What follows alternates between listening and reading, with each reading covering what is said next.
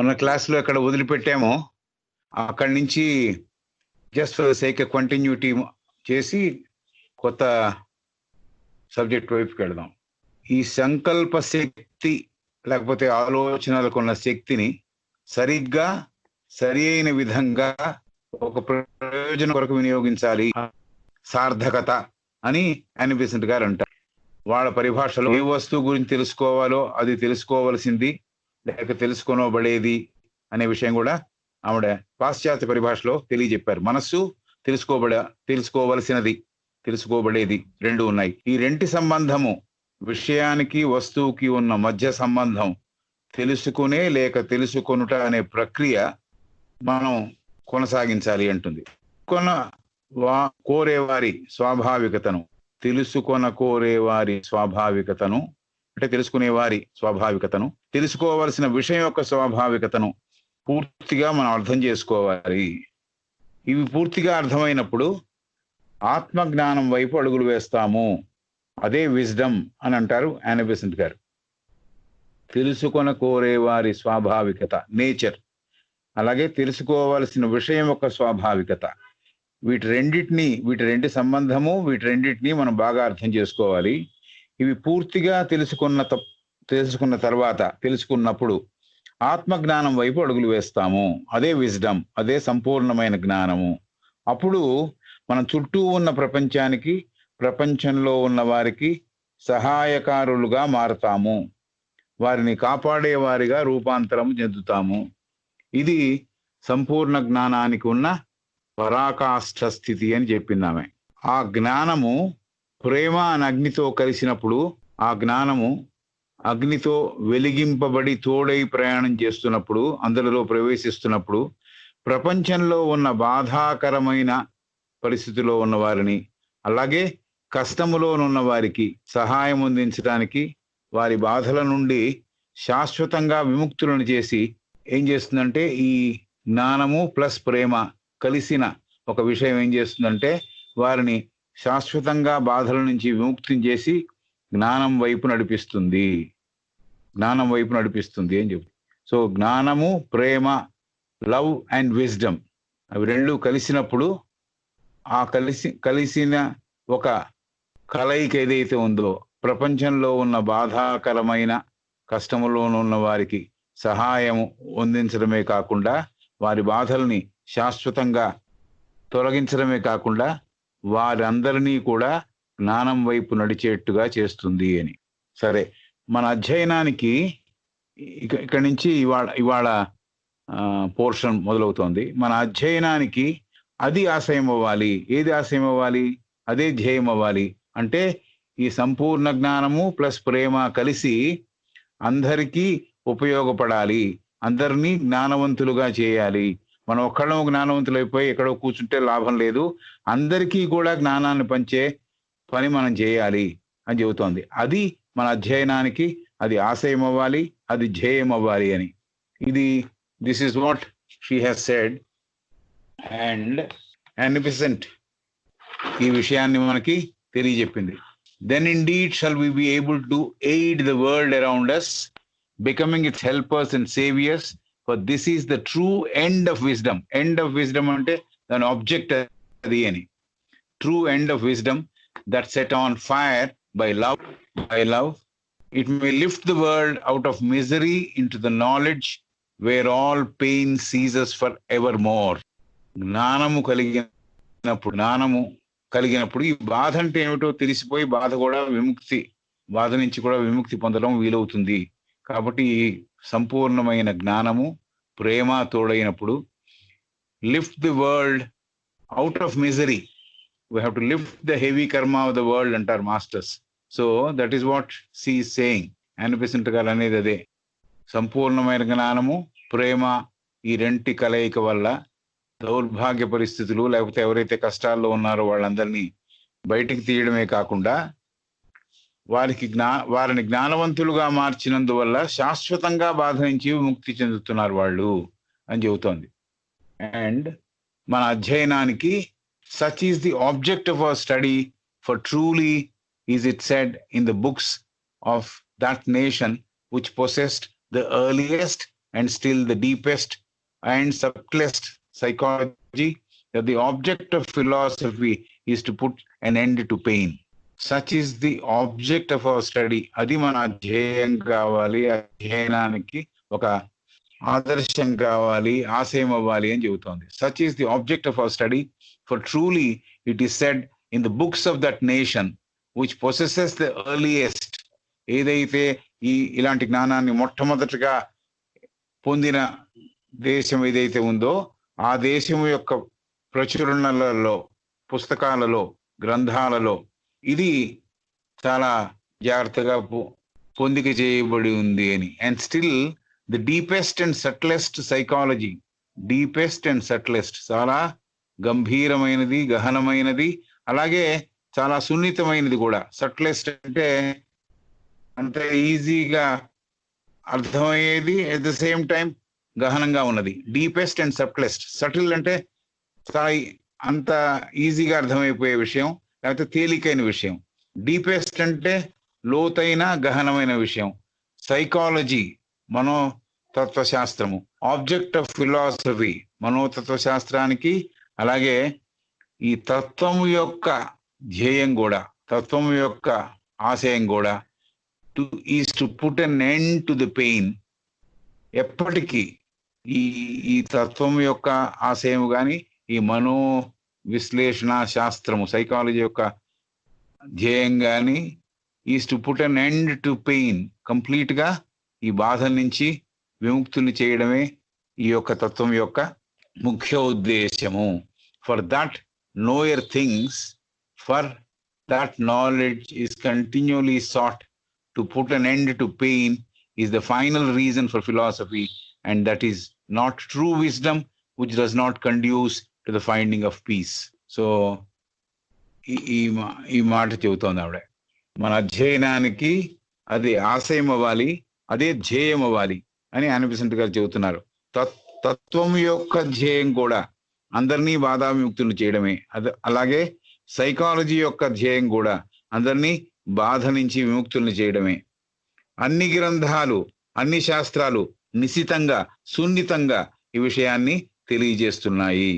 బాధ నుంచి విముక్తి, ఎరుక, జ్ఞానము మన సొంతమైనప్పుడు కంప్లీట్ గా ఎప్పటికీ బాధ నుంచి విముక్తి మనకు కలుగుతుంది. సో మన అధ్యయనానికి ఈ ప్రేమ, సంపూర్ణ జ్ఞానము కలిసిన ఒక స్థితి ఏదైతే ఉందో అది ప్రపంచంలో ఉన్న బాధపడుతున్న వారినందరినీ కూడా, వాళ్ళకందరికీ సహాయం అందించి వారి బాధల నుండి శాశ్వతంగా విముక్తులను చేయడమే అధ్యయనం యొక్క ధ్యేయం అవ్వాలి, ఆశయం అవ్వాలి అని ఆయన బెసెంట్ అంటున్నారు.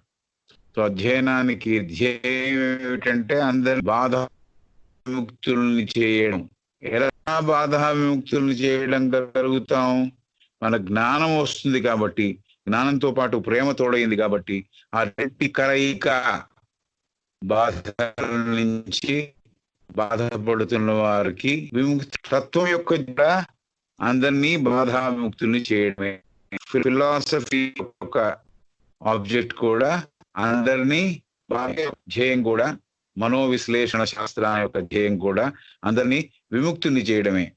ప్రపంచంలో ఆదిగా ఉన్న అన్ని గ్రంథాలు, మొట్టమొదట ఏర్పడిన అన్ని శాస్త్రాలు నిశితంగా, సున్నితంగా, నిశితంగా అంటే లోతుగా, గహనంగా, సున్నితంగా ఈ విషయాన్ని తెలియజేస్తున్నాయి.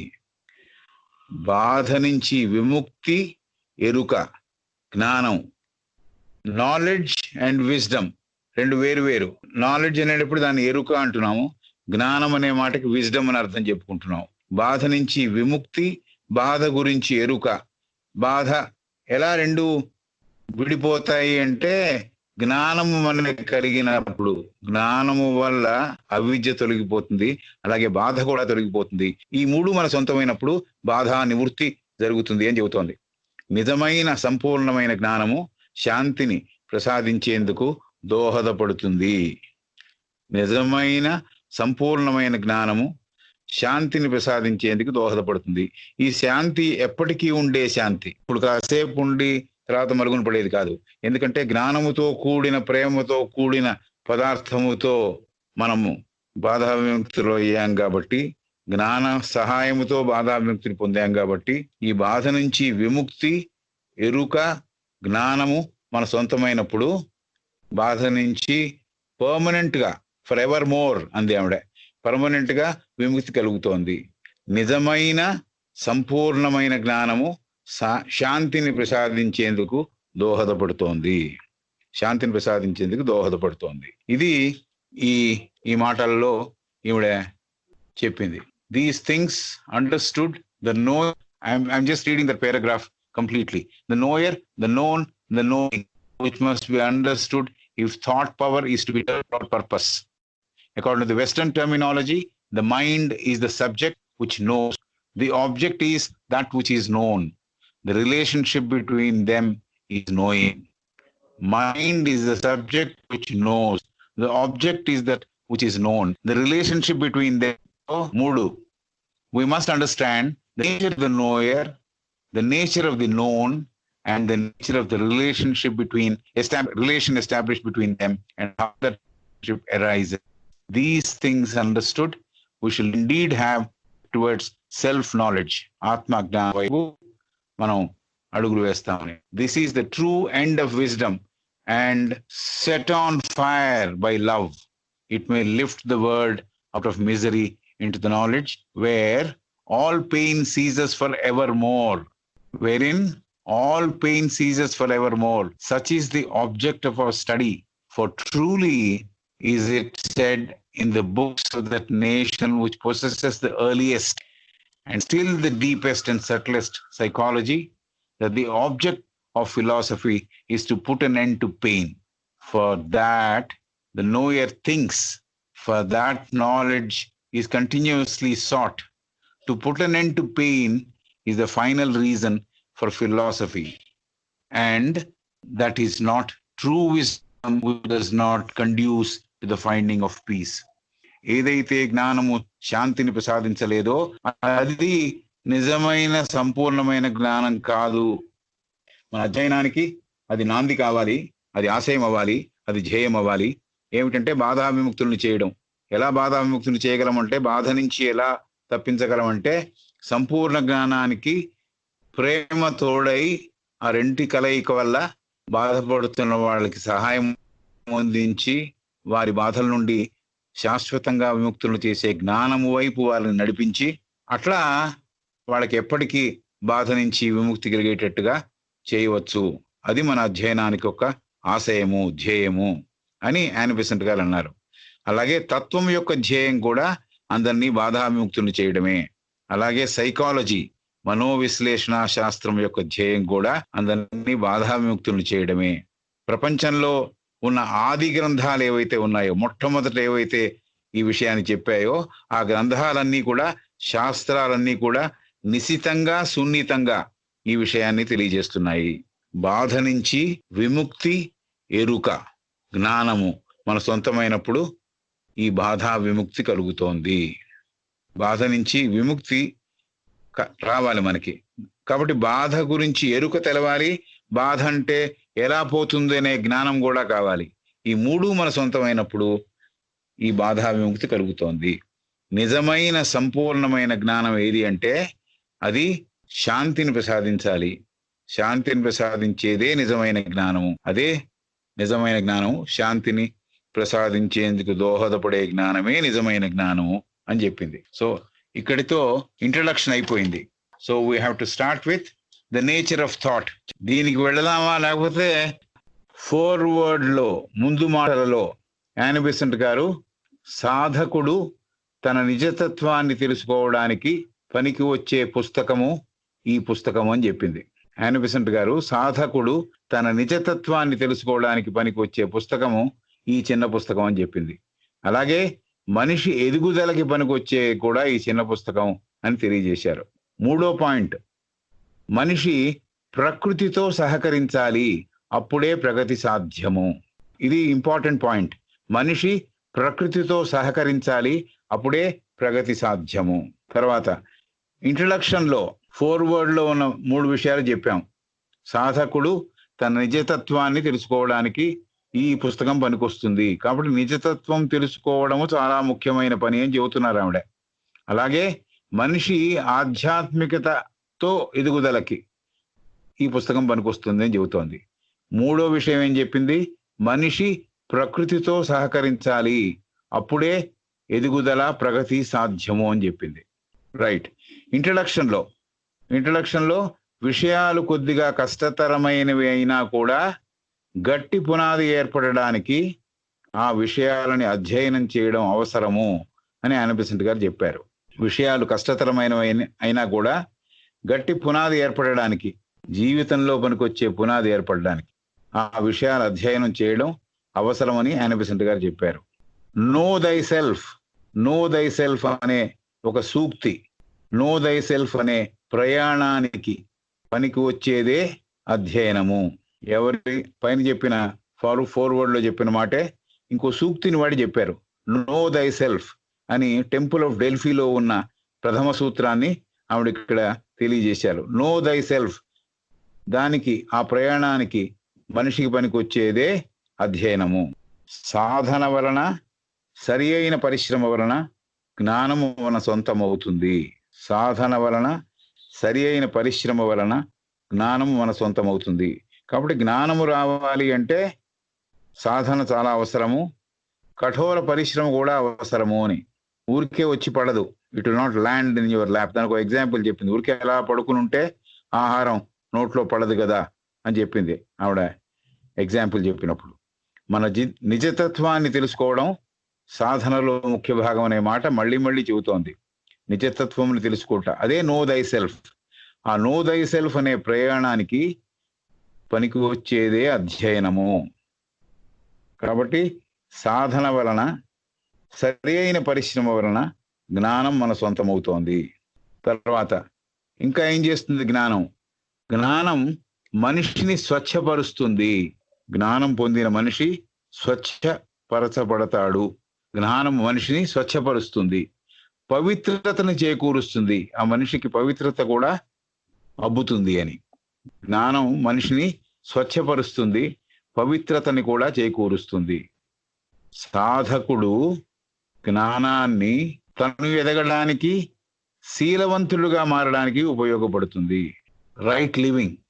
సాధకుడు జ్ఞాన సహాయంతో తను ఎదగడానికి, శీలవంతులుగా మారడానికి దోహదపడుతుంది. జ్ఞానం యొక్క బెనిఫిట్స్ చెప్పింది. What are the uses of జ్ఞానం, విజ్డమ్. అంతేకాకుండా మన పక్కనున్న వాళ్ళ జీవితాలను మెరుగుపరచడానికి మనం సంపాదించిన జ్ఞానాన్ని ఇతరులతో పంచుకోవాలి. మన మటుకు మన దగ్గర పెట్టుకొని మన ఎక్కడో ఒక కొండ మీదకి వెళ్ళి కూర్చోవడం కాదు అనే విషయం చెబుతోంది. మన పక్కనున్న వాళ్ళ జీవితాలని మెరుగుపరచడానికి మన సంపాదించిన జ్ఞానాన్ని ఇతరులతో పంచుకోవాలి. పంచేవారికి కూడా ఇది మేలు చేస్తుంది. షేరింగ్ వల్ల the person who sharing is benefited అని. రైట్. ఇప్పుడు దాకా చెప్పిన పాయింట్ మీరు మనసులో పెట్టుకున్నారు. నౌ మనస్సుతో ఆలోచించి విశ్లేషించి ఏది కావాలి, ఏది అక్కర్లేదు నిర్ణయం చేయాలి. అలాగే మంచి చెడు అంటే ఏమిటో కూడా తెలుసుకోవాలి. మనస్సుతో ఆలోచించి ఏది కావాలి, ఏది అక్కర్లేదో నిర్ణయించుకోవాలి. అలాగే మంచి చెడు అంటే ఏమిటో కూడా విశ్లేషించి తెలుసుకోవాలి. తర్వాత తెలివితేటలతో సరి అయిన మార్గంలో ప్రయాణం చేయాలి.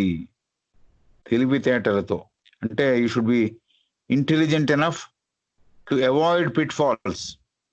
గుడ్డివాడు గురించి చెప్పింది ఆవిడ. గుడ్డివాడు ఎలా అయితే గుంటలో పడిపోతాడో అని, అలా గుడ్డివాడు గుంటలో పడిపోయినట్టుగా నడవకుండా సరి అయిన ఎరుకతో, సరి అయిన తెలివితేటలతో సరి అయిన మార్గంలో ప్రయాణం చేయాలి. ఈ సరి అయినది ఎలా తెలుస్తుంది, ఎవరికి తెలుస్తుంది అంటే మనస్సుకి తెలుస్తుంది. మనస్సుకి కొన్నిసార్లు ఈజీగా ఉన్నవే చాలా అట్రాక్టివ్ గా కనిపిస్తుంది. అది సరి అయిన మార్గం కాదని తెలిసినా కూడా దాంట్లో ప్రయాణం చేయడానికి ఉత్సుకత చూపిస్తాడు. కాబట్టి మనస్సుతో ఆలోచించి విశ్లేషించి ఏది కావాలి, ఏది అక్కర్లేదో నిర్ణయించుకోవాలి. అలాగే మంచి చెడు అంటే ఏమిటో కూడా మనస్సుతో ఆలోచించి తెలుసుకోవాలి. తెలివితేటలతో సరి అయిన మార్గంలో ప్రయాణం చేయాలి అంటే పెడదారిలో పోకుండా జీవితాన్ని సాగించాలి అని. ఇంకా ముఖ్యమైన విషయం చెప్పింది, అవిద్యని తొలగించుకోవాలి.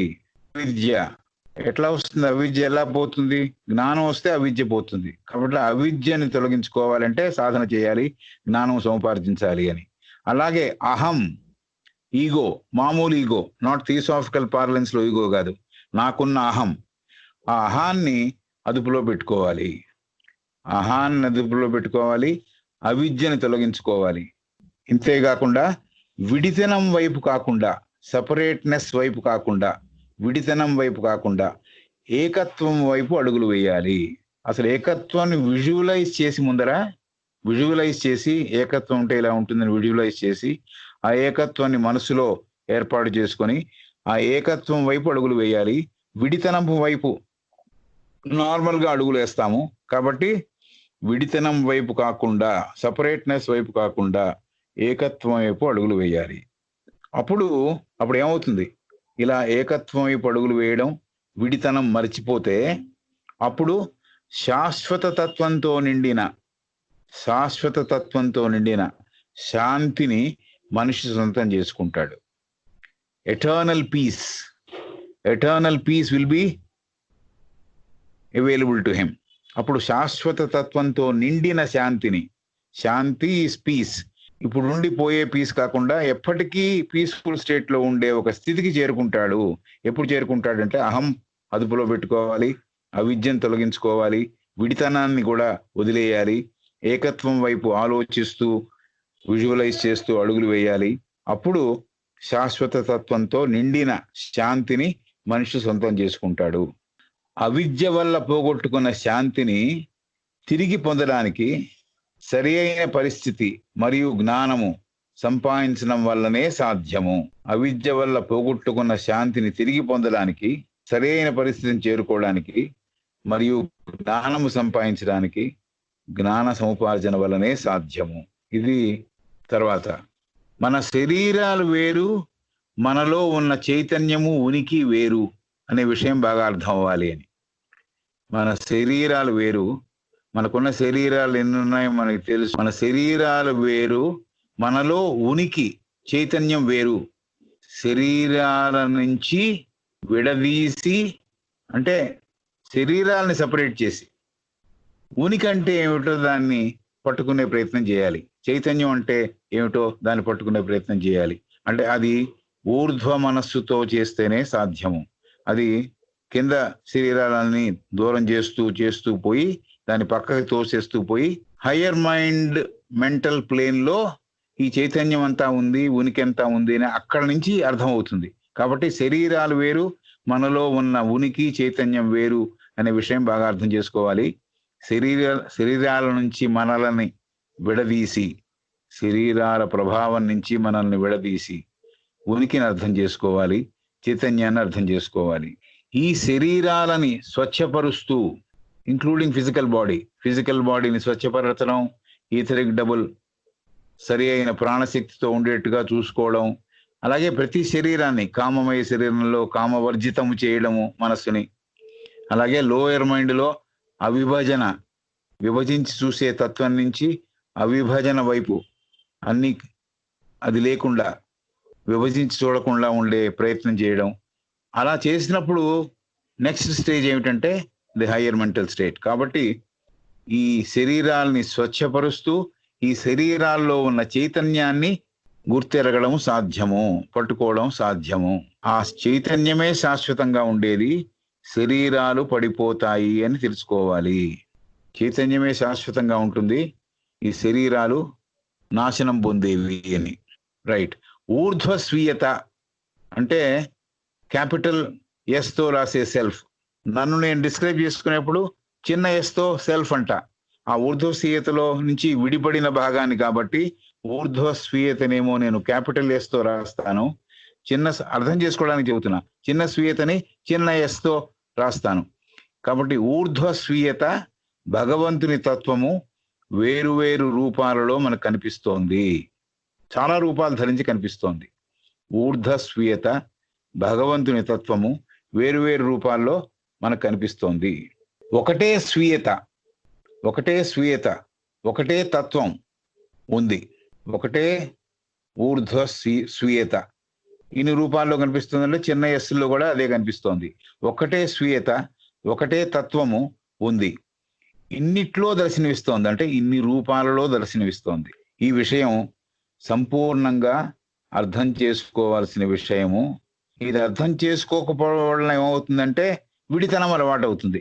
నేను చాలా సపరేట్ గా ఉన్నాను, దేనితోనూ సంబంధం లేదు నాకు అని విడితనం అలవాటు అవుతుంది. కాబట్టి ఒకటే స్వీయత, ఒకటే తత్వం ఉంది, ఇన్నిట్లో దర్శనమిస్తోంది, అంటే ఇన్ని రూపాల్లో దర్శనమిస్తోంది.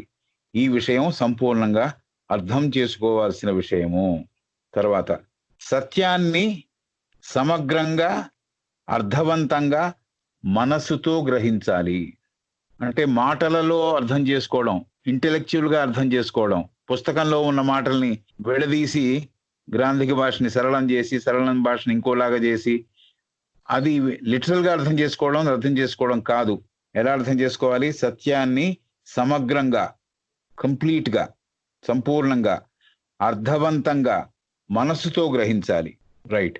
మనిషి ఆ సంపూర్ణమైన మహత్తరమైన స్వీయతలో క్యాపిటల్ ఎస్, మనిషి ఆ సంపూర్ణ మహత్తరమైన స్వీయతలో, అంటే ఇందాక చెప్పిన ఊర్ధ్వ స్వీయత, క్యాపిటల్ ఎస్ తో రాసే స్వీయత, ఒక కిరణం లాంటి వాడు, ఒక రే లాంటి వాడు, సూర్యుడి కిరణం లాంటి వాడు.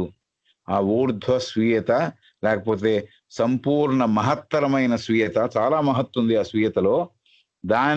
దాంట్లో ఒక కిరణం లాంటి వాడు మనిషి, కిరణం లాంటి వాడు మనిషి. చైతన్యం ఎప్పటికీ నిజానికి ఏకంగానే ఉంది, ఏకత్వంతో భాసిల్లుతోంది. చైతన్యం నిజానికి ఏకంగానే ఉంది, ఏకత్వంతో భాసిల్లుతోంది. ఇంద్రియాల సహాయంతో, నెక్స్ట్ పాయింట్ వెళుతున్నా, ఇంద్రియాల సహాయంతో ఈ ఏకత్వముగానున్న చైతన్యం విడిగా ఉంటున్నా, ఇంద్రియాల సహాయంతో ఈ ఏకత్వముగానున్న చైతన్యం విడిగా ఉంటున్నా, ప్రతి వారిలో ఈ చేతనత్వము విడిపడి పనిచేయడం మనం చూస్తున్నాము. ఇంద్రియాల సహాయంతో, సెన్సరీ పర్సెప్షన్, ఇంద్రియాల సహాయంతో ఈ ఏకత్వముగానున్న చైతన్యం విడిగా ఉంటున్నా, ప్రతి వారిలో ఈ చేతనత్వము ఆ మూలతత్వం నుంచి విడిపడి పనిచేయడం చూస్తున్నాము. చేతనత్వాన్ని అంతా కలిపి చూడడానికి మన అవగాహన శక్తి సరిపోవటం లేదు. ఇది కూడా ఒక లిమిటేషన్. మన చిన్న మెదడికి అది అందదు, చిన్న మనసుకి అది అందదు. ప్రతి వారిలో ఈ చేతనత్వం విడిపడి పనిచేయడం చూస్తున్నాం. ఎక్కడి నుంచి విడిపడింది? ఊర్ధ్వ స్వీయత నుంచి విడిపడింది. విడిపడిన తర్వాత కూడా అదే ఫంక్షన్స్, ఆ దాంట్లో ఏ ఫంక్షన్స్ ఉన్నాయో ఆ ఫంక్షన్స్ తోనే పనిచేస్తోంది. చేతనత్వాన్ని అంతా కలిపి చూడడానికి మన అవగాహన శక్తి సరిపోవటం లేదు, మనకి మనసుకి అంత శక్తి లేదు అని. రైట్. సో చేతనత్వాన్ని అంతా కలిపి చూడడానికి మనకు అవగాహన శక్తి సరిపోవటం లేదు అంటే ఏం చేయాలి? సాధన ద్వారా అవగాహన శక్తిని పెంచుకోవాలి. ఇదే మనం చేయాల్సిన విషయం, ఇదే సాధన, ఇదే పరిశ్రమ. సృష్టికర్త జ్ఞాన, ఇచ్ఛ, క్రియాశక్తులను మేళవించి సృష్టి చేయడం జరిగింది. సృష్టికర్త జ్ఞాన, ఇచ్ఛ, క్రియాశక్తులను మేళవించి సృష్టి చేయడం జరిగింది. సో సృష్టిలో ఈ భాగాలు జ్ఞానము, ఇచ్ఛ, క్రియ ఇవన్నీ కలిపి ఈ శక్తుల్ని మేళవించే సృష్టి చేయడం జరిగింది. Manifestation has taken place like that. జ్ఞానం నుంచి ఆలోచనలు, ఇచ్ఛాశక్తి నుండి కోరికలు, క్రియాశక్తి నుంచి కార్యాచరణ కర్మలు పుడుతున్నాయి. జ్ఞానము నుంచి ఆలోచనలు, ఇచ్ఛాశక్తి నుండి కోరికలు, క్రియాశక్తి నుంచి కార్యాచరణ కర్మలు పుడుతున్నాయి. ఈ శక్తులన్నీ విడిగా లేవు, సమగ్రంగానే ఉన్నాయనే విషయం మనకు తెలుసుకోవాలి.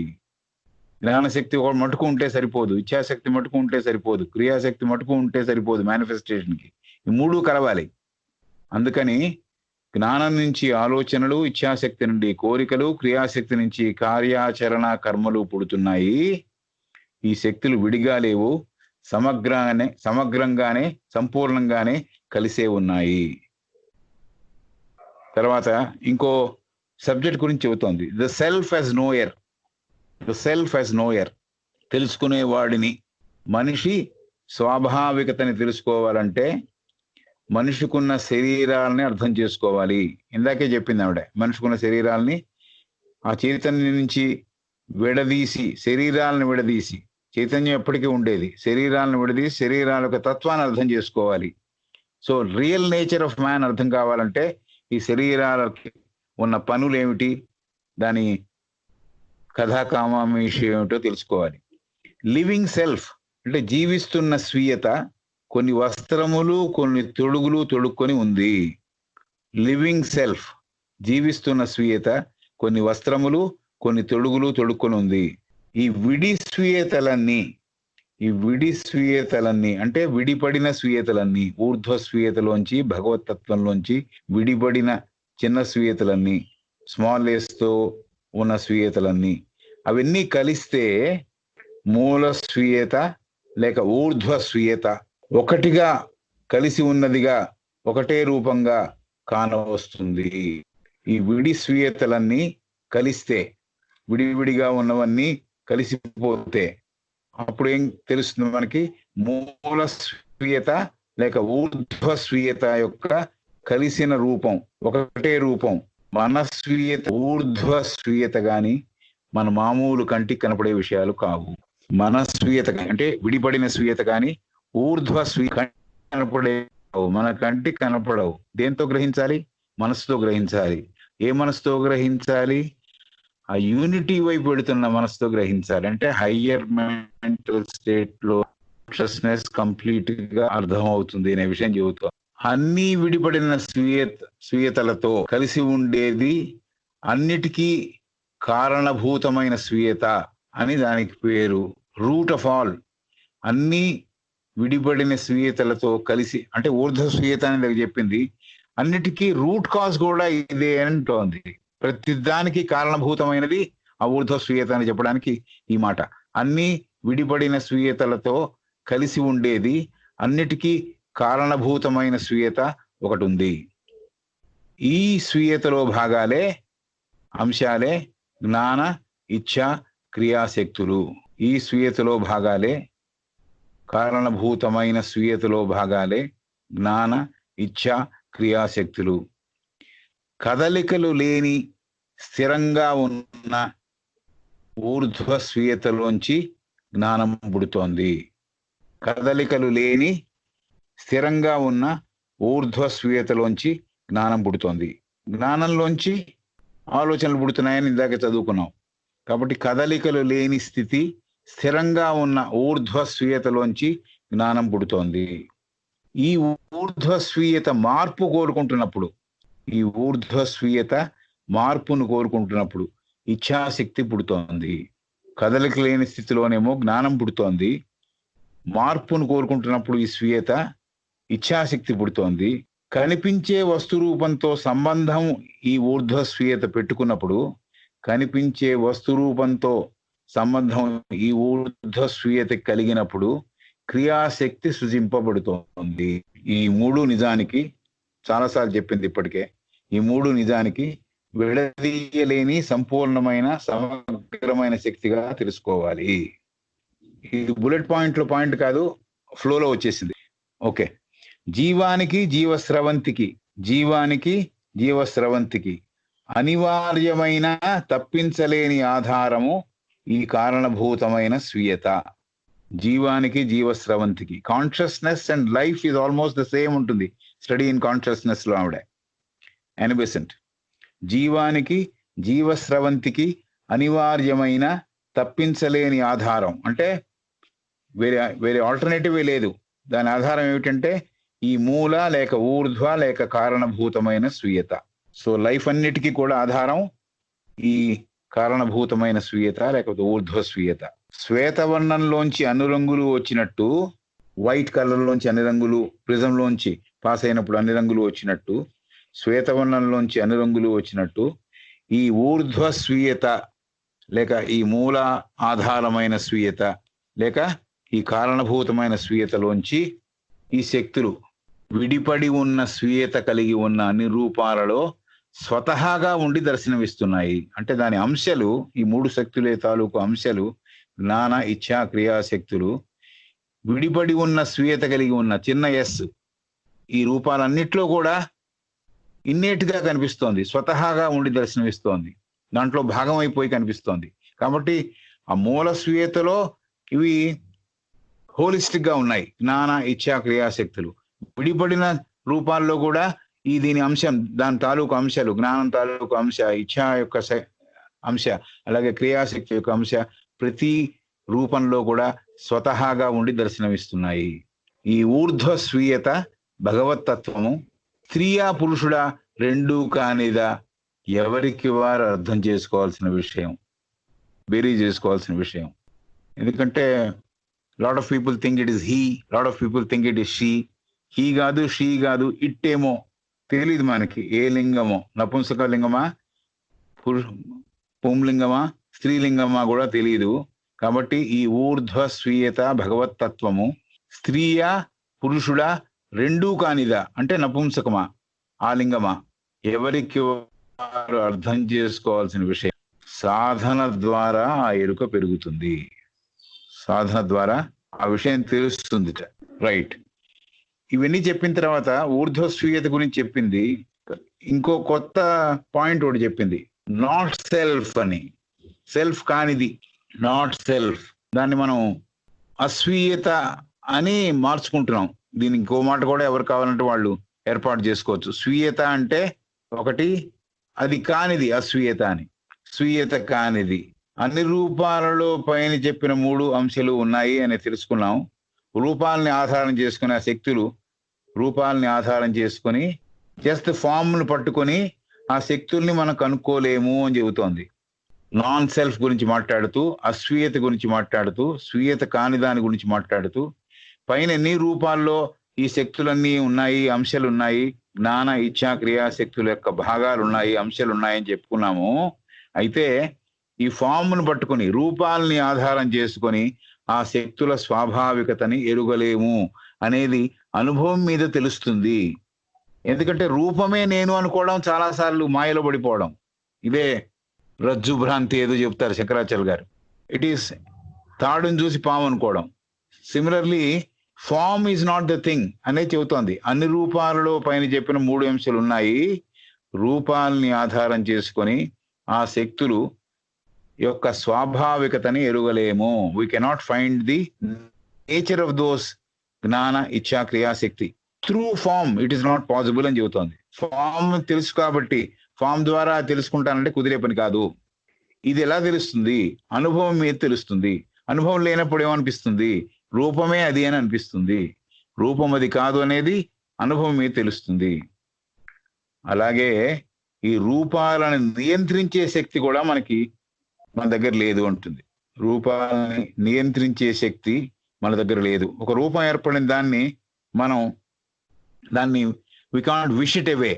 నాకు అక్కర్లేదు, నాకు కనపడకపో అని చెప్పలేము అంటుంది. రూపాలని ఆధారం చేసుకొని ఆ శక్తుల్ని స్వాభావికతని ఎరుగలేము. శక్తుల స్వాభావికత, నేచర్ ఎరుగలేము. అదే అనుభవంతోనే తెలుస్తుందని చెప్పిన మాట తర్వాత, రూపాలను నియంత్రించే శక్తి, కంట్రోల్ చేసే శక్తి కూడా మన దగ్గర లేదు అనే విషయం కూడా క్రమేపీ అర్థమవుతోంది. ఒక్కసారి అర్థం కావట్లేదు, అనుభవంతో క్రమేపీ అర్థమవుతోంది. రూపాలని నియంత్రించలేను, రూపాలతో ఆ జ్ఞాన ఇచ్ఛా క్రియాశక్తిని కనుక్కోలేను. రైట్. ఈ అస్వీయత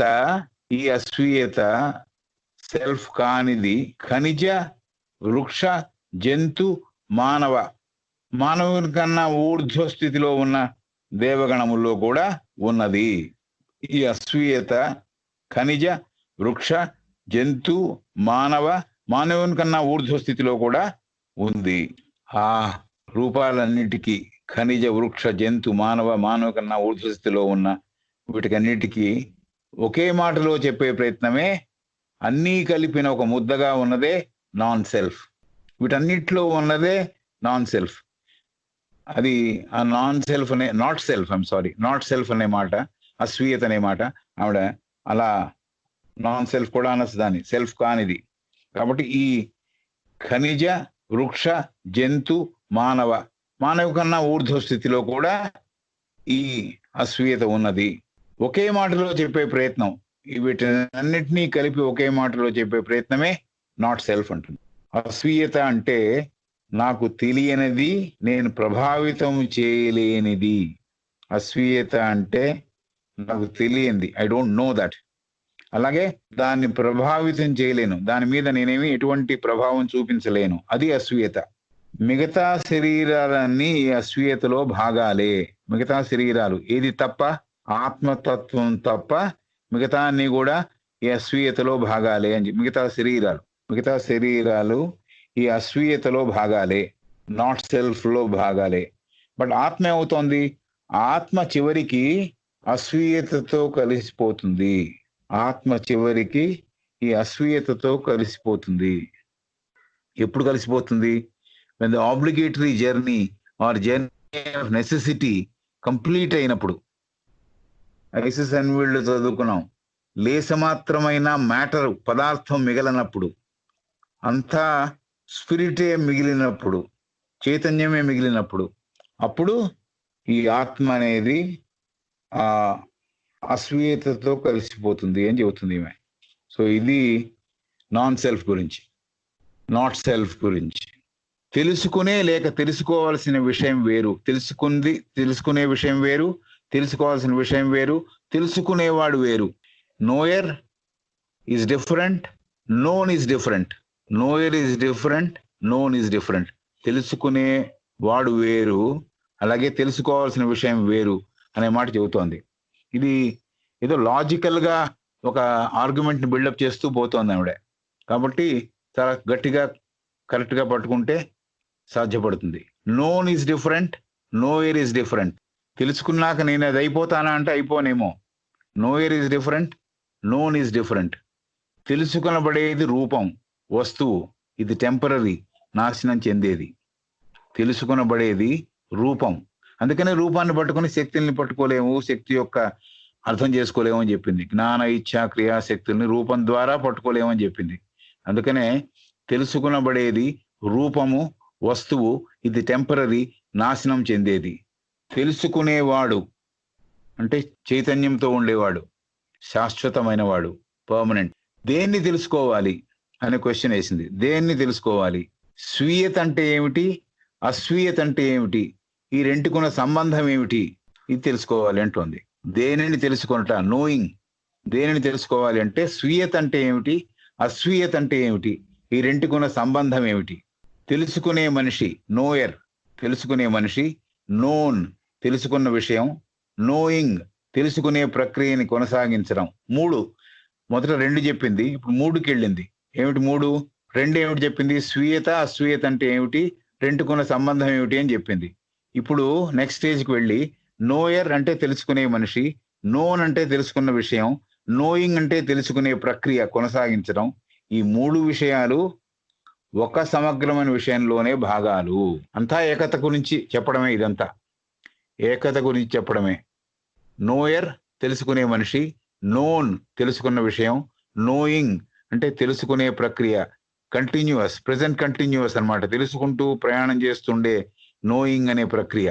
ఈ 3 విషయాలు సమగ్రమైన ఒక విషయంలో భాగాలే. దాదాపు చివరికి వచ్చేసాం. తెలుసుకునే వారి స్వాభావికత, తెలుసుకోవాల్సిన విషయం ఒక స్వాభావికత. తెలుసుకునే వారి స్వాభావికత, నోయర్స్ నేచర్. అలాగే దేన్ని తెలుసుకోవాలో దాని స్వాభావికత, తెలుసుకోవాల్సిన విషయం యొక్క స్వాభావికత పూర్తిగా అర్థమైనప్పుడు, తెలుసుకునే వారి స్వాభావికత, తెలుసుకోవాల్సిన విషయం యొక్క స్వాభావికత పూర్తిగా సంపూర్ణంగా అర్థమైనప్పుడు ఆత్మజ్ఞానం వైపు అడుగులు వేస్తాము. అప్పుడు ఆత్మజ్ఞానంతో, ప్రేమతో రెండూ కలిసి అందరికీ పనికి వచ్చేవారిగా, అందరికీ సహాయపడేవారిగా మార్పు చెందుతాము. ఇది మన అధ్యయనానికి ధ్యేయము. తెలుసుకునే వారి స్వాభావికత, తెలుసుకోవాల్సిన విషయం యొక్క స్వాభావికత, ఇది పూర్తిగా అర్థమైనప్పుడు ఆత్మజ్ఞానం వైపు అడుగులు వేస్తాము. అప్పుడు ప్రేమతో కలిసి, ఆత్మజ్ఞానం, ప్రేమ రెండూ కలిసి అందరికీ పనికి వచ్చేవారిగా మనం రూపాంతరం చెందుతాము, మార్పు చెందుతాము. ఇది అధ్యయనం యొక్క ధ్యేయము. అధ్యయనం ద్వారా ఏర్పడాల్సిన స్థితి ఏమిటంటే ఆత్మజ్ఞానం కలగాలి, ప్రేమ, యూనివర్సల్ లవ్ కూడా మనలో భాగం అవ్వాలి. ఈ రెండూ కలిసినప్పుడు విల్ బి అందరికీ పనికి వచ్చేవారుగా ట్రాన్స్ఫార్మ్ చెందుతాం, రూపాంతరం చెందుతాం. Transformation will take place. అధ్యయనం ద్వారా ఏమవుతుంది? Transformation takes place. రూపాంతరం చెందుతాం, మార్పు చెందుతాం. ఇది మన అధ్యయనానికి ధ్యేయం. బాధ నుంచి విముక్తి పొందినప్పుడు, ఆత్మజ్ఞానం మన సొంతమైనప్పుడు ఎనలేని శాంతి మన సొంతం అవుతుంది. బాధ నుంచి విముక్తి పొందినప్పుడు, ఆత్మజ్ఞానం మన సొంతమైనప్పుడు ఎనలేని శాంతిని ఆ కలయిక మనకు ప్రసాదిస్తుంది. ఇవి బుల్లెట్ పాయింట్స్, మనం ఇప్పటిదాకా చదువుకున్న విషయం యొక్క bullet points. Nature of thought అనేది first chapter. Nature of thought అనేది first chapter of the subject proper. ఇప్పుడే సబ్జెక్ట్ ప్రాపర్ లోకి వెళుతున్నాం మనం. Perhaps will only start today and will continue it. Nature of thought ఆవిడ రాసిన పోర్షన్ చదువుతున్నా. The nature of thought may be studied from two standpoints. The nature of thought may be studied from two standpoints. From the side of consciousness, which is knowledge, or from the side of the form by which knowledge is obtained. The nature of thought may be studied from two standpoints. From the side of consciousness, which is knowledge, or from the side of form by which knowledge is obtained. The susceptibility of which to modification makes possible the attainment of knowledge. The susceptibility of which to modification makes possible the attainment of knowledge. So this is the first two sentences of this particular beginning of the chapter 1. The nature of thought may be studied from two standpoints, from the side of consciousness, which is knowledge, or from the side of the form by which knowledge is obtained. The susceptibility of which to modification makes possible the attainment of knowledge. The possibility has led to the two extremes in philosophy. The possibility has led to the two extremes in philosophy, both of which we must avoid.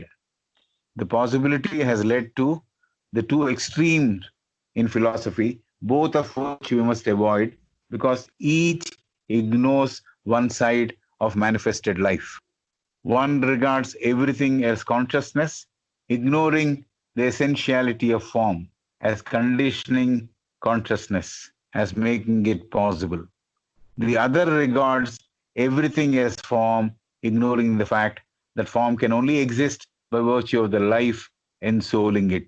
This possibility has led to the two extremes in philosophy, both of which we must avoid, because each ignores one side of manifested life.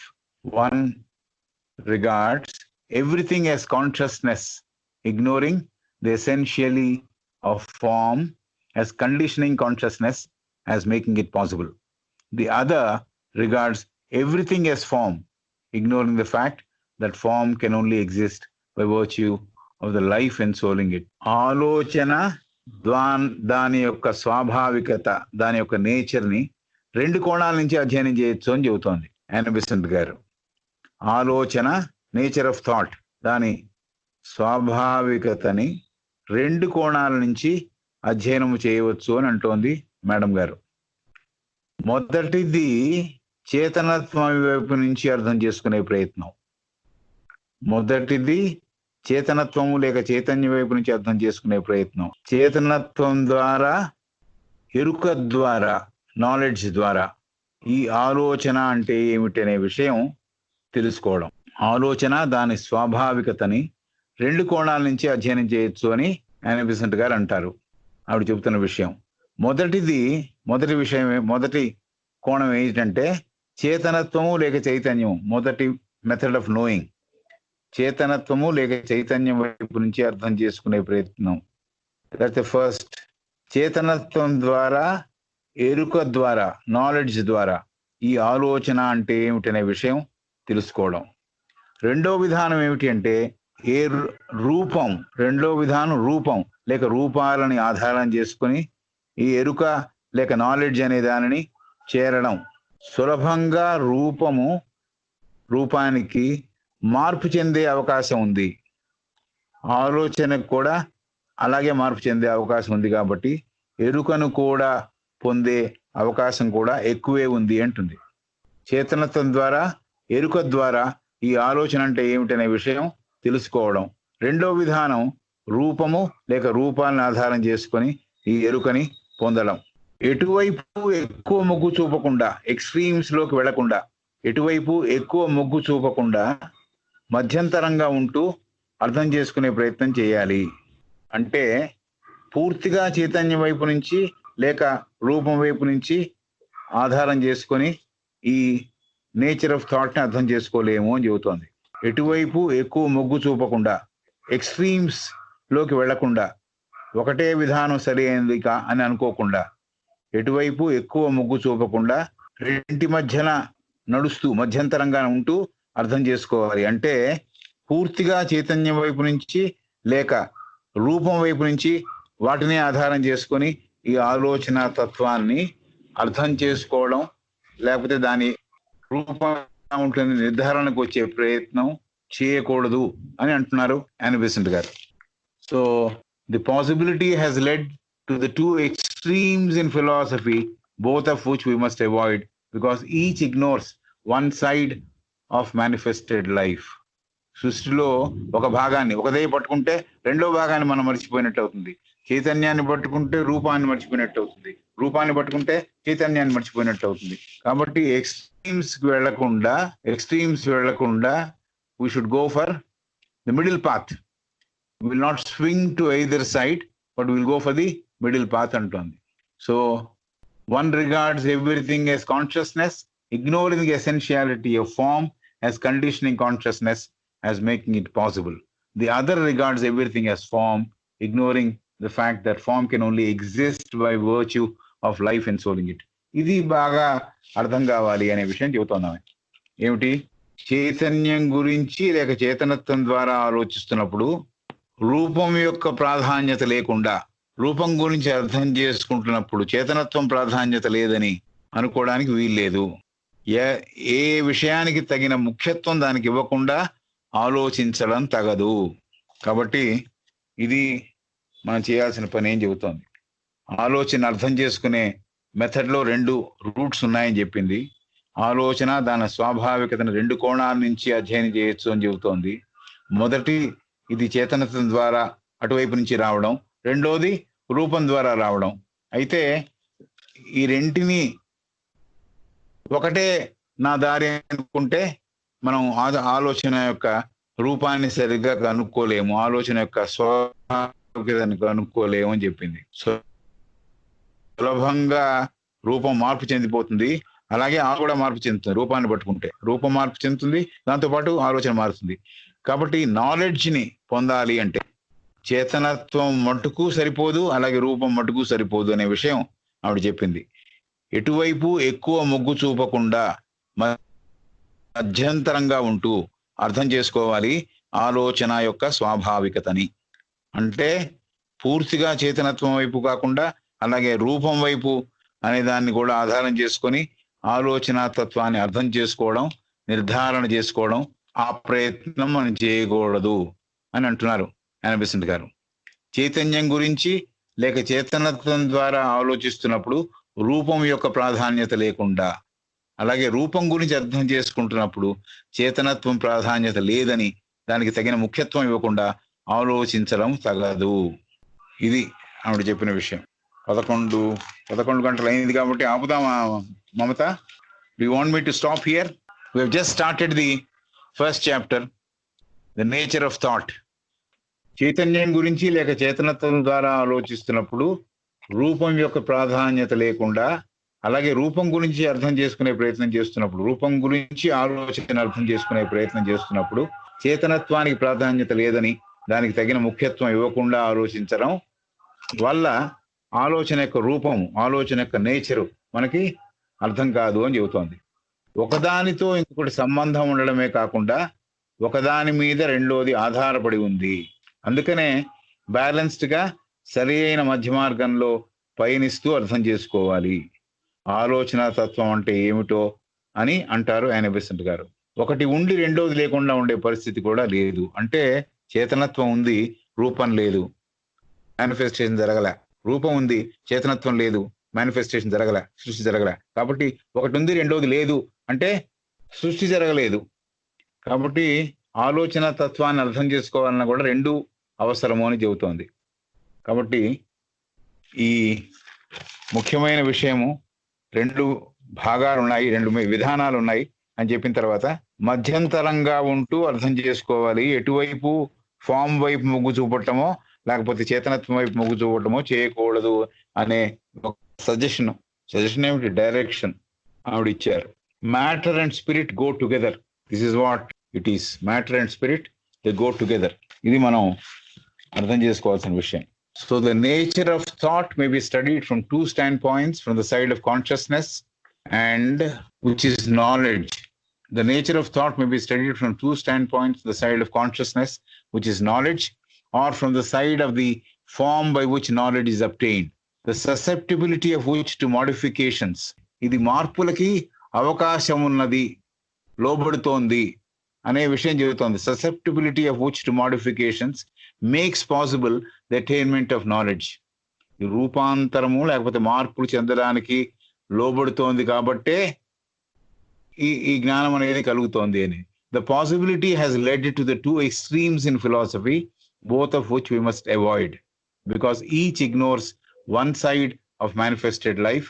One regards everything as consciousness, ignoring the essentiality of form as conditioning consciousness. ఈ form వల్ల consciousness condition అవుతోంది, చేతనత్వము ఒక పరిమితిని పొందుతోంది. కాబట్టి form ని తీసేయలేము, చేతనత్వాన్ని తీసేయలేము. చేతనత్వంతో ఫామ్తో కలిపి ఆలోచన తత్వాన్ని అర్థం చేసుకోవాలి అనే విషయం ఆవిడ చెప్పింది. One regards everything as consciousness, ignoring the essentiality of form as conditioning consciousness, as making it possible. The other regards everything as form, ignoring the fact that form can only exist by virtue of the life ensouling it. ప్రాణము దాని చుట్టూరా ఉంది కాబట్టి, form చుట్టూరా ఉంది కాబట్టి, consciousness ఉంది కాబట్టి ఫామ్ కి విలువ. The form and the life, the matter and the spirit, the vehicle and the consciousness are inseparable in manifestation and are the indivisible aspects of that in which both inhere, that which is neither consciousness nor its vehicle, but the root of both. So the form and the life, the matter and the spirit, the vehicle and the consciousness, rupame vehicle and the consciousness are inseparable in manifestation and are the indivisible aspect of that in which both inhere, that which is neither consciousness nor its vehicle, but the root of both. So the next, man and spirit go together. పదార్థము చైతన్యము ఈ రెండు కలిస్తేనే matter and spirit they go together. పదార్థము చైతన్యము ఈ రెండు సృష్టి ముందర సృష్టి తర్వాత కూడా కలిసే ఉన్నాయి. మేనిఫెస్టేషన్ అంటేనే రెండు భాగాలు, పదార్థము చైతన్యము, ఫామ్ స్పిరిట్. చైతన్యాన్ని మోసేది వాహనంగా ఉన్నది, కాన్షియస్నెస్ ని వాహనంగా మోసేది అదే రూపము. అంటే రూపంలో చేతనత్వం ఉంది కాబట్టి చేతనత్వాన్ని అది క్యారీ చేస్తోంది అని. చేతనత్వాన్ని మోసి సృష్టిని అర్థం చేసుకోలేము. పదార్థము చైతన్యము రెండు సృష్టి ముందర సృష్టి తర్వాత కూడా కలిసే ఉన్నాయి. మేనిఫెస్టేషన్ అంటేనే రెండు భాగాలు, పదార్థము అంటే ఫామ్, చైతన్యము అంటే స్పిరిట్. ఈ రెండు కలిస్తేనే సృష్టి, మేనిఫెస్టేషన్. చైతన్యాన్ని మోసేది, చైతన్యాన్ని తనలో భాగంగా చేసుకొని జీవించేది, రెండింటినీ అర్థం చేసుకోలేము. ప్రధానమైన దట్, అది ఏదో మాటలో దాన్ని పెట్టాలి కాబట్టి దట్ అంటే మనం దాన్ని కూడా మనం మాటల్లో కుదించి అర్థం చేసుకోలేము. Matter and spirit go together. పదార్థము చైతన్యము రెండు సృష్టి తర్వాత సృష్టి ముందర కూడా కలిసే ఉన్నాయి. మేనిఫెస్టేషన్ అంటేనే, సృష్టి అంటేనే ఈ రెండు భాగాలుగా మనం అర్థం చేసుకోవాలి, పదార్థము చైతన్యము అని. చైతన్యాన్ని మోసేది వాహనంగా అదే రూపంగా మనకు కనిపిస్తోంది, అదే ఫామ్ గా మనకు కనిపిస్తోంది. రెండిటిని విడదీసి అంటే చైతన్యాన్ని రూపాన్ని విడదీసి సృష్టిని అర్థం చేసుకోలేము. ఇండివిజువల్ గా చైతన్యం అంటే ఏదో అర్థం అవ్వచ్చు, రూపం అంటే ఏదో అర్థం అవ్వచ్చు. మేనిఫెస్టేషన్ అర్థం అవ్వాలి అంటే, సృష్టి అర్థం అవ్వాలి అంటే ఈ రెండింటిని కలిపే చూడాలి అంటుంది ఆవిడ. రెండింటిని విడదీసి సృష్టిని అర్థం చేసుకోలేవు. Right. The form and the life, the matter and the spirit, the vehicle and the consciousness are inseparable in manifestation. దాన్ని విడదీసి సృష్టిని అర్థం చేసుకోలేము అని. Inseparable manifestation and are the indivisible aspects of that. That క్యాపిటల్లో ఉంది, THAT అనేది క్యాపిటల్లో ఉంది. మీ అందరి దగ్గర ఎవరైతే పుస్తకాల్లో ఉన్నారో, మీ దగ్గర ఉన్నాయో వాళ్ళందరికీ తెలుస్తుంది. The indivisible aspects of that. That అంటే దేన్నైతే ఓ పేరు పెట్టి చెప్పలేమో, పిలవలేమో అది. ఎందుకు అది అంటున్నాం? ఏ పేరు పెట్టినా దాన్ని ప్రాధాన్యత తగ్గించినట్లు అవుతుంది.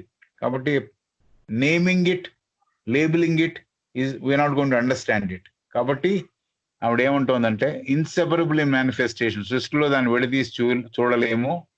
అలాగే ఆ రెండు ఇండివిజిబుల్ ఆస్పెక్ట్స్ ఆఫ్ దట్, దాని యొక్క అది అనే ప్రధానమైన ఏదైతే ఉందో దాంట్లో ఈ రెండు స్వతహాగా స్థిరము చెంది ఉన్నాయి.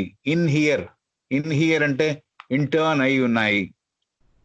దాంట్లో రెండు చైతన్య రూపము స్వతహాగా స్థిరత్వం పొంది ఉన్నాయి. ఇన్ హియర్ అని రాసింది word. Indivisible aspects of that in which both in here. Inherent లో సగం పదం అది, in here. That which is neither consciousness nor its vehicle but the root of both. ప్రధానమైన దాంట్లో అది అని ఊరికి మనం అనుకుంటున్నాం. దాంట్లో ఈ రెండు చైతన్యము రూపము స్వతహాగా స్థిరము చెంది ఉన్నాయి, స్థిరత్వాన్ని పొంది ఉన్నాయి. అంతర్గతంగా లోపల విడదీయలేని భాగాలుగా ఉన్నాయి. అంతర్గతంగా లోపల నుంచి విడదీయలేని భాగాలుగా ఉన్నాయి, కలిసిపోయి ఉన్నాయని. ఆ దట్ని కేవలం చైతన్యం కాదు, లేక చైతన్యం యొక్క రూపం కాదు, వాహనం కాదు. ఈ రెండిటికీ మూలధాతువు, మూల కారణం. అదే ప్రధాన వేరు, రూట్. ఇవన్నీ పర్యాయ పదాలు. ప్రధానమైన అది, దాంట్లో రెండు ఉన్నాయి, చైతన్యం ఉంది, రూపము ఉంది. ఇవి స్వతహాగా స్థిరత్వం పొంది ఉన్నాయి, స్థిరము చెంది ఉన్నాయి, ఇన్హెరెంట్ గా ఉన్నాయి. ఇన్ హియర్ అని ఉంది ఇక్కడ మాట. అంతర్గతంగా లోపల విడదీయలేని భాగాలుగా ఉన్నాయి. అంతర్గతంగా విడదీయలేని భాగాలుగా ఉన్నాయి. సృష్టిలో దానిని అది అనే మనం వ్యవహరిస్తున్న దాన్ని కేవలం చైతన్యం కాదు, లేక చైతన్యం యొక్క రూపం కాదు. అంటే చైతన్యం కాన్షియస్నెస్ కాదు, ఫామ్ కాదు. చైతన్యం కాదు, దాని యొక్క వాహనం కాదు. వాహనం అంటే రూపం. కేవలం చైతన్యం కాదు, లేకపోతే చైతన్యం యొక్క రూపం కాదు, లేకపోతే వాహనం కాదు. ఈ రెండిటికి మూలం అది, మూలధాతువు, మూల కారణము, ప్రధానమైన వేరు. అంటే root, the root of all. So that is what she has said. అది మళ్ళీ ఇంకోసారి చదవడం ఎందుకంటే సరిగా కూర్చోవడానికి. The form and the life, the matter and the spirit, the vehicle and the consciousness are inseparable in manifestation. సృష్టిలో దాన్ని విడదీయడానికి వీలు లేదు, ఫామ్ ని గాని చైతన్యాన్ని గాని. And are the indivisible aspects of that, విడదీయలేని భాగాలు దానిలో. In which both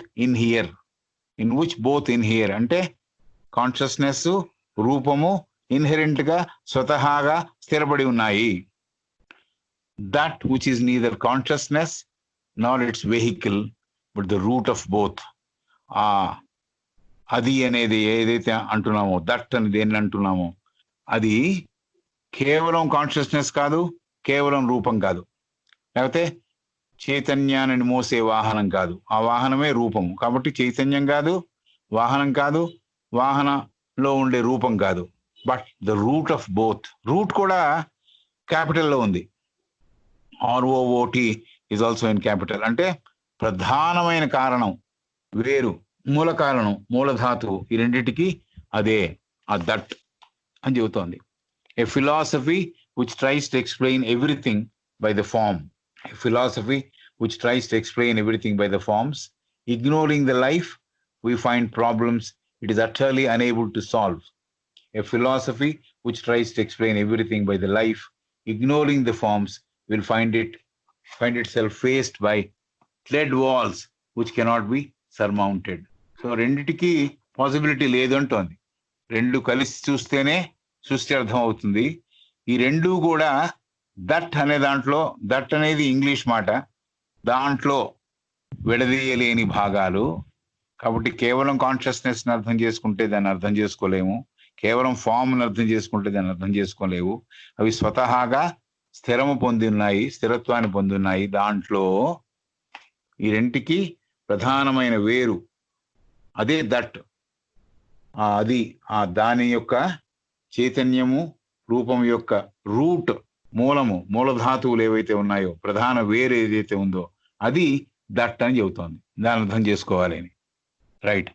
A philosophy which tries to explain everything by the forms, ignoring the life, will find problems it is utterly unable to solve. కాబట్టి ఏదైతే form మట్టుకి పట్టుకొని, లేకపోతే చైతన్యాన్ని మట్టుకు పట్టుకొని ఆ తత్వం బోధిస్తోందో, philosophy which tries to explain everything by the forms, రూపాలని పట్టుకొని సృష్టిని వివరించే ప్రయత్నం చేస్తుంటే దాంట్లో ఉన్న చేతనత్వాన్ని గుర్తించకపోతే చాలా ప్రాబ్లమ్స్ ని ఫేస్ చేయాల్సి వస్తుంది. అవి సాల్వ్ చేయలేని ప్రాబ్లమ్స్. వాటికి మనం ఏమి కనుక్కోలేకపోతున్నాం ఏమిటి, ఎందుకు అని. ఎందుకు? ఒకదాంతోనే పెడుతున్నాం కాబట్టి, రూపాన్ని పట్టుకుని లైఫ్ ని ఇగ్నోర్ చేశాం కాబట్టి ప్రాబ్లమ్స్ ఆర్ అన్సాల్వబుల్ ప్రాబ్లమ్స్.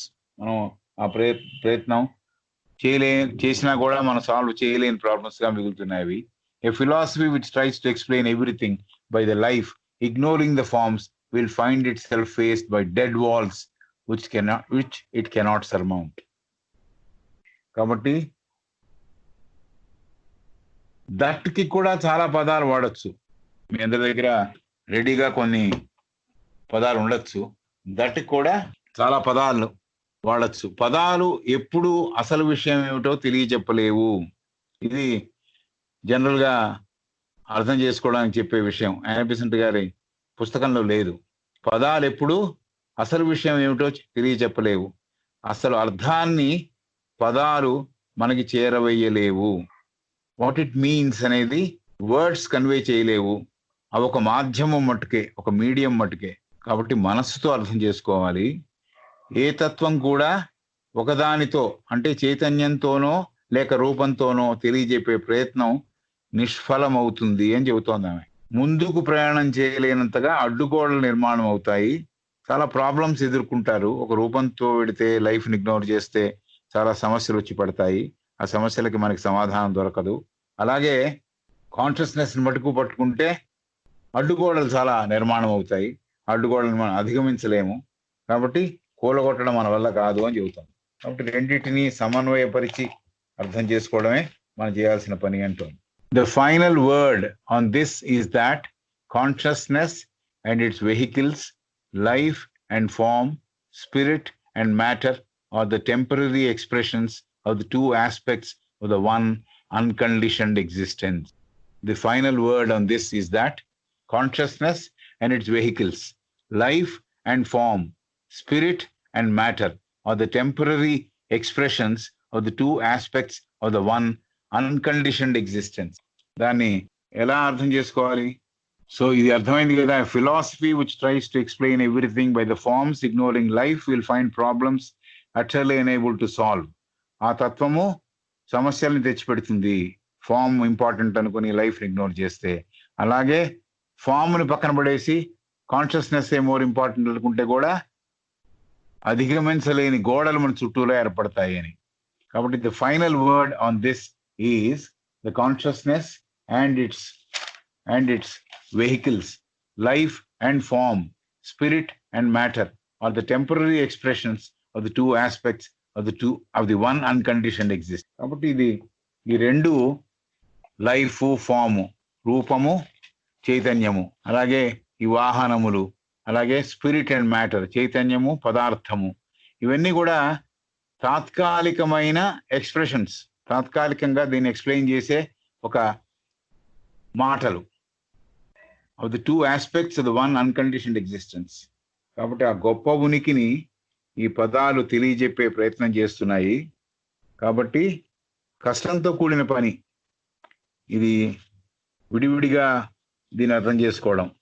అందుకని జీవము రూపము, చేతనత్వము పదార్థము, ఈ రెండు మనం అర్థం చేసుకోవడానికి వాడే తాత్కాలిక పదాల కూర్పు. రూపము, జీవము, చేతనత్వము, పదార్థము, స్పిరిట్ అండ్ మ్యాటర్. అలాగే జీవము, రూపము, ఫార్మ్స్, వెహికల్స్. ఈ రెండు కూడా మనం అర్థం చేసుకోవడానికి వాడే తాత్కాలిక పదముల కూర్పు. నిబంధనలకు అతీతంగా ఉన్న అరమరికలు లేని ఒక గొప్ప ఉనికిని ఈ పదాలు తెలియజెప్పే ప్రయత్నం చేస్తున్నాయి. అన్కండిషన్డ్ ఎగ్జిస్టెన్స్, నిబంధనలకు అతీతంగా ఉన్న అరమరికలు లేని ఒక గొప్ప ఉనికిని, గొప్ప ఎగ్జిస్టెన్స్ని ఈ పదాలు తెలియజెప్పే ప్రయత్నం చేస్తున్నాయి. దాని గురించి, ఆ ఉనికిని గురించి తెలుసుకోవాలంటే సృష్టి జరిగిన తర్వాత ఆ సృష్టిలో ఇమిడి ఉన్న మూలాత్మ, root spirit, Hindu call it ప్రత్యేగాత్మ అని పిలుస్తారు.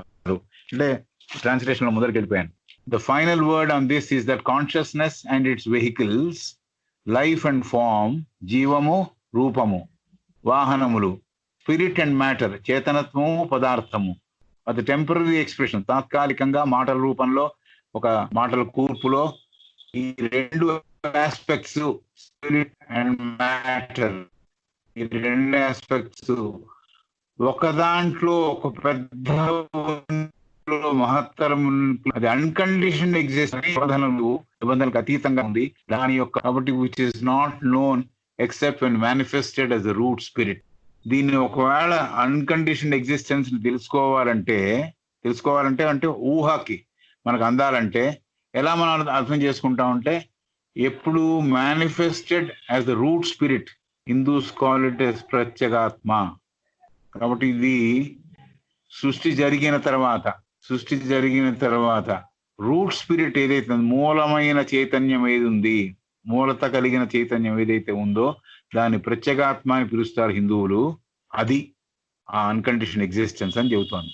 Which is not known save అంటే except when manifested as a root spirit. ఆ అన్కండిషన్ ఎగ్జిస్టెన్స్ మనం తెలుసుకోవడానికి ఒకటే మార్గం ఏమిటంటే ఈ రూట్ మ్యాటర్ గా, రూట్ స్పిరిట్ గా, అంటే దాన్నే ప్రత్యేగాత్మ అని పిలుస్తారు. ప్రత్యేగాత్మ హిందువులు అలా పిలుస్తారు. The abstract being, the abstract logos, whence all the individual self and the root matter, whence all forms. కాబట్టి ఈ రూట్ స్పిరిట్ ఏమో అన్కండిషన్ ఎగ్జిస్టెన్స్ యొక్క ప్రకృతి, లేకపోతే ఈ సృష్టి జరిగిన తర్వాత ప్రత్యేగాత్మ అని పిలువబడే దాని యొక్క, తద్వారా మనం తెలుసుకోవచ్చు ప్రత్యేగాత్మని ఎలా ఏ పేరుతో పిలుస్తున్నామో అదే అన్కండిషన్డ్ ఎగ్జిస్టెన్స్ అని అంటోంది ఆమె. The final word on this, that consciousness and its vehicles, life and form, spirit and matter are the temporary expressions of the two aspects of the one unconditioned existence, which is not known except when manifested as the root spirit. ఎప్పుడైతే route spirit గా, ప్రత్యేగాత్మగా మనకు దర్శనమిస్తోందో అప్పుడు అది అర్థమవుతోంది. అలాగే the abstract being, మనస్సుకు అందని, being అంటే వ్యక్తిత్వముని ఈజీగా చెప్పడం మామూలు ట్రాన్స్లేషన్ అవుతుంది. ది అబ్స్ట్రాక్ట్ బీయింగ్, మన ఊహకందని ఒక మహత్తరమైన జీవి, అదే ప్రత్యేగాత్మ. The abstract being, the abstract logos. Logos is a Greek term, భగవతత్వాన్ని తెలియజెప్పే పదం. కాబట్టి దాన్నే భగవంతుడు అంటాం. ది అబ్స్ట్రాక్ట్ గా ఉంది, అది సాలిడ్ గా మనం కళ్ళతో కనిపించేది కాదు, మనస్సుతో అర్థం చేసుకోవాల్సిన విషయము. మనస్సుతో అన్కండిషన్డ్ ఎగ్జిస్టెన్స్ తో, ఏ నిబంధనలు లేని అతీతంగా ఉన్న ఒక వ్యక్తిత్వము. వ్యక్తిత్వం అంటే మామూలు మనలాంటి వ్యక్తిత్వం కాదు, అఖండమైన, చాలా అమోఘమైన విషయం. ది అబ్స్ట్రాక్ట్ లోగోస్, లోగోస్ అంటే భగవతత్వం, అది కూడా అబ్స్ట్రాక్ట్ అనే చెప్పింది. లోగోస్ ని కూడా ఇదమిత్తంగా ఈ రూపంలో ఉంటాడు మనం చెప్పలేం కాబట్టి అది కూడా అబ్స్ట్రాక్ట్. అలాగే అబ్స్ట్రాక్ట్ బీయింగ్, ఆ బీయింగ్ కూడా ఎలా ఉంటాడు, మనలాగే చేతులు కాళ్ళు ఉంటాయా అనడానికి వీలు లేదు కాబట్టి అబ్స్ట్రాక్ట్ బీయింగ్. అలాగే abstract logos. Whence all individual selfs, అంటే ఈ విడిగా రూపొందిన ప్రతి జీవి కూడా, అండ్ ద రూట్ మ్యాటర్ అంటే మూల ప్రకృతి, వెన్స్ ఆల్ ఫార్మ్, కాబట్టి విడిగా రూపం పొందిన దేంట్లోంచి పొందుతోంది? రూట్ మ్యాటర్ లోంచి పొందుతోంది. మూల ప్రకృతిలోంచి ఈ ఫార్మ్స్ అన్ని పుడుతున్నాయి. రూట్ మ్యాటర్, మూల ప్రకృతిలోంచి ఈ ఫార్మ్స్ అన్ని పుడుతున్నాయి. ప్రత్యేగాత్మ, రూట్ స్పిరిట్, అది రూట్ మ్యాటర్. రూట్ స్పిరిట్ అంటే ప్రత్యేగాత్మ, రూట్ స్పిరిట్ అంటే మూల ప్రకృతి. ఈ రెండిటి కలయిక ఆ అన్కండిషన్ ఎగ్జిస్టెన్స్ ని అర్థం చేసుకోవడానికి మనకు చెప్పడానికి ఆవిడ ఆ మాటల్లో చెప్పింది. The final word on this is that consciousness and its vehicles, life and form, spirit and matter, are temporary expressions of the two aspects of the one unconditioned existence. ఒకటే ఉంది, which is not known save when manifested as the root spirit. Root spirit నే ప్రత్యేగాత్మ అని హిందువులు పిలుస్తారు అని చెబుతోంది. Route spirit, మూలమైన చైతన్యత్వం. అలాంటిదే అబ్స్ట్రాక్ట్ బీయింగ్ అని ఇంకో పదం వేడింది. అబ్స్ట్రాక్ట్ అంటే రూపము లేనిది. రూపం ఉంటే మనకు తెలిసిపోతుంది, మనం దాన్ని పట్టగలం, ముట్టుకోగలం. రూపము లేనిది, మనస్సుతో గ్రహించగలమేమో, అది అబ్స్ట్రాక్ట్ అంటే మెటఫిజికల్. అలాగే అబ్స్ట్రాక్ట్ లోగస్, అబ్స్ట్రాక్ట్ గా ఉండే భగవతత్వము. వెన్స్ ఆల్ ఇండివిజువల్ సెల్ఫ్స్, ప్రతి చిన్న స్వీయతలు రూట్ మ్యాటర్, మూల ప్రకృతి తద్వారా రూపాన్ని సంతరించుకుంటున్నాయి. మూల ప్రకృతి ద్వారా whenever manifestation takes place, this root spirit gives birth to triple consciousness and this root matter to triple matter. ఇంకో కొత్త లెవెల్కి తీసుకెళ్తోంది. whenever manifestation takes place, this root spring gives birth to triple consciousness and this root matter to a triple matter. Beneath these is the one reality, forever incognizable by the conditioned consciousness. సృష్టి తర్వాత route spirit అని ఏదైతే చెప్పామో, ప్రత్యేగాత్మని ఏదైతే చెప్పామో, అది మూడు విధములైన చైతన్యానికి కారణమవుతోంది. అలాగే మూల ప్రకృతిని దేని చెప్పామో అది కూడా మూడుగా జన్మనిస్తోంది. రూట్ మ్యాటర్ ట్రిపుల్ మ్యాటర్ గా తయారవుతోంది. వీటన్నిటి కింద మూల కారణంగా ఒకటే సత్యం ఉంది. Beneath these is one reality. వీటన్నిటి అట్టడుగున అంటే వెనకాల కారణభూతంగా ఒకటే సత్యం ఉన్నది. బినీత్ అంటే లిటరల్ గా అర్థం చేసుకుంటే దాని కింద అని, కింద కాదు, దాని మూల కారణమైన ఒకటే సత్యం ఉన్నది. ఫర్ ఎవర్ ఇన్కాగ్నైజబుల్, ఎప్పటికీ కనుక్కోలేనిది. Forever incognizable by the condition consciousness. మన రూపంలో ఉన్న చేతనత్వంతో దాన్ని పట్టుకోలేము. మన రూపంలో కండిషన్ కాన్షియస్నెస్ అంటే రూపంలో కండిషన్డ్ గా ఉంది. రూపంలో ఉన్న కండిషన్డ్ గా ఉన్న కాన్షియస్నెస్ తో, చేతనత్వంతో, ఆ బ్రహ్మాండమైన చేతనత్వాన్ని, మూడు విధాలుగా ఏర్పడిన చేతనత్వాన్ని, అలాగే మ్యాటర్ లో మూడు విధాలుగా ఏర్పడిన మ్యాటర్ ని, ఈ కండిషన్డ్ ఎగ్జిస్టెన్స్ తో, కండిషన్ కాన్షియస్నెస్ తో, నా రూపంలో ఉన్న చేతనత్వంతో ఈ అఖండమైన విషయాన్ని, ఈ గొప్ప మహత్తరమైన విషయాన్ని అర్థం చేసుకోలేము అని చెబుతుంది. The flower sees not the root whence it grows, though all its life is drawn from it and without it could not be. Example ఇస్తోంది. The flower sees not the root whence it grows. పుష్పము వికసించినప్పుడు వేరు గురించి దానికి తెలియదు, పుష్పానికి తెలియదు. వేరుకి పుష్పం ఏమిటో తెలుసు, పుష్పానికి వేరు గురించి తెలియదు. Though all its life is drawn from it and without it could not be. కాబట్టి ఈ ఫ్లవర్ రావడానికి కారణము, the flower sees not the root whence it grows. దానికి కారణం దానికి తెలియదు. నిజానికి ఏమిటి, జీవం అంతా కూడా ఆ ముఖ్య కారణమైన కాన్షియస్ నుంచి, రూట్ నుంచి వచ్చింది. The flower sees not the root whence it grows, though all its life is drawn from it. ఆ రూట్ లోంచి, ఆ మూల కారణంలోంచే జీవం అంతా పోసుకుంది. ఆ చెట్టు పోసుకున్న తర్వాత మొగ్గ వచ్చింది, మొగ్గ తర్వాత ఫ్లవర్ అయింది. అయితే ఫ్లవర్ కి ఆ మూల వేరు ఏమిటో తెలియటం లేదు. సో అది లేకుండా, ఆ మూల వేరు లేకుండా ఈ ఫ్లవర్ లేదు అనే విషయం చెబుతోంది.